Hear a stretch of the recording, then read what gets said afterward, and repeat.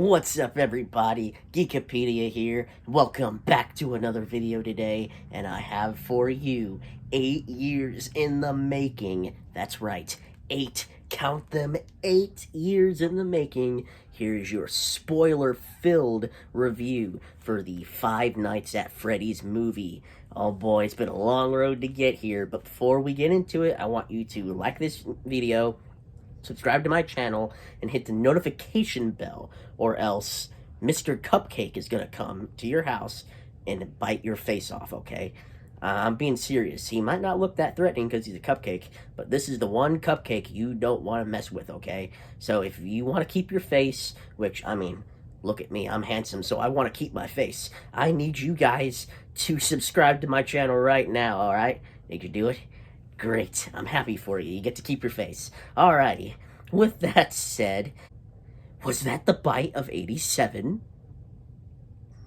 I had to do it. Five Nights at Freddy's, the movie, is based on a popular video game franchise, an indie video game franchise of the same name, created by Scott Cawthon, which, I'm gonna be honest with you, I gotta give Scott Cawthon a round of applause, because he created this whole franchise by himself. Like, he programmed the original game and designed all the characters by himself. And now it's arguably one of the most popular horror franchises out there. Like, not just in this generation, but I would argue ever.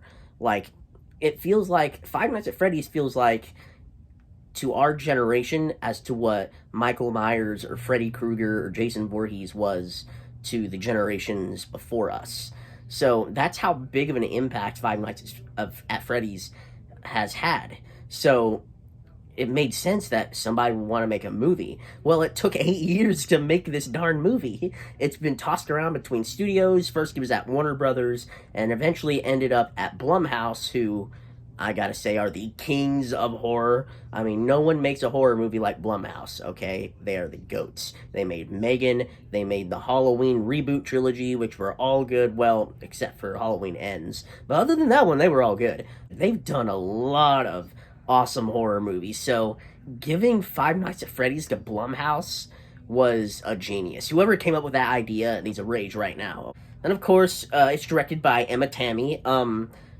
She's kind of like a fresh new face to the industry, I think. She's directed a few indie horror films, but, yeah, she got the job of a lifetime to direct this film, and, of course, it also stars Josh Hutcherson as our main character, Mike Schmidt, who is down on his luck because he has sole custody of his younger sister, Abby, and he takes a job as a night guard at Freddy Fazbear's Pizza in order to get paid to help keep custody of his sister because his wicked Aunt Jane is wanting to take her from him. So, and of course, Mike is also traumatized by the sudden and mysterious disappearance of his younger brother Garrett some years ago. So, of course, it also stars Elizabeth Lail as Vanessa, a police officer who knows a lot about Freddy Fazbear's, Piper Rubio as Mike's little sister Abby, and of course, the man, the myth, the legend, Matthew Lillard, aka Stu Macher from Scream, aka Shaggy from Scooby-Doo.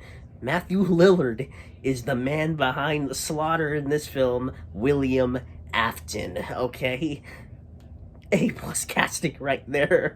A+ casting, okay? That was amazing. So, with that out of the way, I wanna get into, like, the positives first, and then the negatives later. First off, was this movie worth the wait? Yes, I would say it was worth the wait. However, even with that, there were still a few things that I'm a little mixed on, and that I didn't like, which I'm going to get to in a moment. First off, let's start with the positives. This film looks amazing. Emma Tammy's directing is, oh my gosh. I kid you not when I say this. She is on the path to being a heavy hitter in this industry. She's on track to be an A-list director. Like, I'm not kidding. Like, she's really good as a director in this film, so I compliment her. Then the cinematographer, I can't remember who it was, but whoever, like, actually shot the film, they did amazing. Like, this is really good. Then, of course, the animatronics themselves, oh my gosh. If you don't know, the Jim Henson Company were the ones who made the animatronics. And you might know them as the people behind The Muppets, Sesame Street, Fraggle Rock, and all those other stuff. So they were the ones behind the animatronics, and oh my gosh, talk about ripping them from game to screen. Like, they are so good. Like, you know how, like, good Venom looked in the Venom films? Minus, like, the absence of the spider symbol. But still, how good he looked. That's how good these guys look. How good these animatronics look. That's how amazing it is. So, the acting. Overall, the acting was pretty solid, I think. Matthew Lillard was, I would argue, the best part of the movie. I really liked him as William Afton, especially when he comes out in the Spring Bonnie animatronic costume. He killed it in this role. Honestly, my second favorite performer in this movie was the ghost kid that haunts Golden Freddy. I can't remember the child actor's name, so please forgive me that I can't tell you what his name is, but he was menacing in this movie. Oh my gosh. He's got a career ahead of him. I'm saying that right now. He was really good in this movie.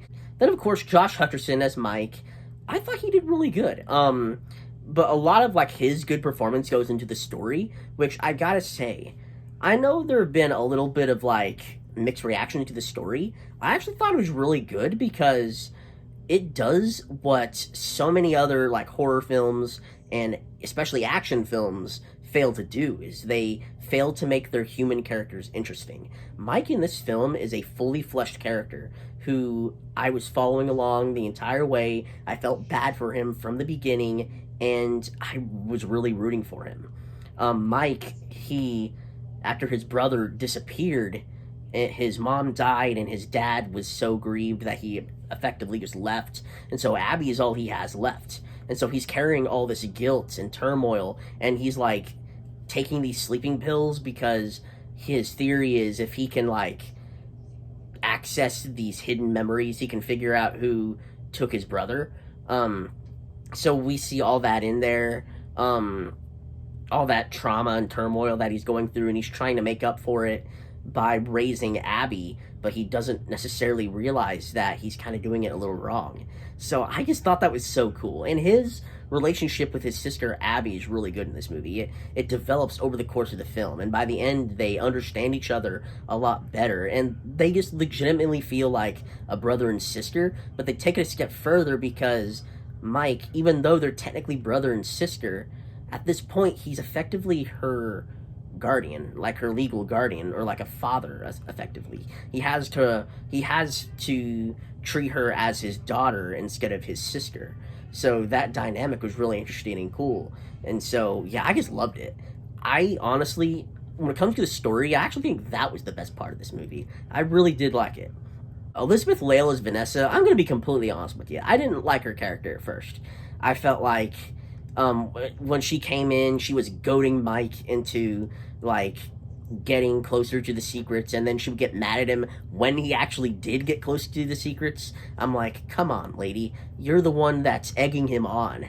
But I didn't start liking her character until the twist happened, which, get ready. The twist is that Vanessa is William Afton's daughter in this film, which is a huge departure from the games, because in the games, Mike Schmidt, played by Josh Hutcherson in this movie, turns out to be William's son, Michael Afton. But there's no hint in this movie that Mike Schmidt is Michael Afton. So, I think they're going more with the book route, where they're changing a few things about the canon, which I'm perfectly fine with. The Vanessa in this film reminds me a lot of the Elizabeth Afton from the novel trilogy, so honestly, I know Abby was supposed to be, like, the stand-in for Elizabeth, aka Circus Baby, but Vanessa kind of gave off more vibes of Elizabeth than Abby did, to be honest with you. So I honestly wouldn't be surprised if Vanessa actually turns out to be the film's version of Elizabeth Afton, and, like, in a sequel she becomes Circus Baby or something like that. That'd be interesting to see. It'd be pretty cool. So with that out of the way, let's get to the negatives. The negatives is, I hate to say this, the film's not scary. Of course, the games, especially the original game, you are trapped in this little room, and a lot of the horror comes from the eeriness from it. Like, you don't know when the animatronics are going to pop out. You have to make sure you're paying attention at all times where there's little to no background noise or music. So that's where a lot of the horror comes from. And of course, this film couldn't stick Josh Hutcherson in a small office for an hour and a half. You can't have a movie like that. So of course you got to add more to it. But I was kind of hoping they would try to replicate the eeriness and the horror a little bit better, but they just don't. A lot of the horror kind of falls flat, especially the later it goes. A lot of the jump scares don't really hit. Like, and I'm usually a chicken when it comes to jump scares, but none of these jump scares got me. Like, and while I will admit it was suspenseful at first, especially that opening scene, that was pretty, like, that was what I was looking for, but it kind of drops that as it goes on. So I will admit, I wish it was more scarier than it was. Then another thing, I feel like Matthew Lillard was a little wasted in this film. Like I said, when he's in it, he's the best part. He is the best part. I just wish we got to see more of him in this film. I was left thinking that I was gonna eat this huge meal, but then I just got an appetizer. I hope that don't sound like a weird analogy, but that's how I put it. So yeah, this movie was legitimately good. I know the critics are bashing this film, which it don't deserve it. Is it a perfect movie? Heck no. It's not a perfect movie. But it's a film made for the fans of Five Nights at Freddy's. And I think the majority of Freddy's fans are really appreciating this film. So, and I really appreciated this film. So, as a score, I'm going to give it an 8.5 out of 10. So, I hope you liked this video. Remember, like the video, hit the subscribe button, and hit the notification bell so you get updates on every time I upload a new video for you guys. With that said, God loves you and I love you too. And remember, do not tamper with the animatronics. They get kind of quirky at night. See you guys.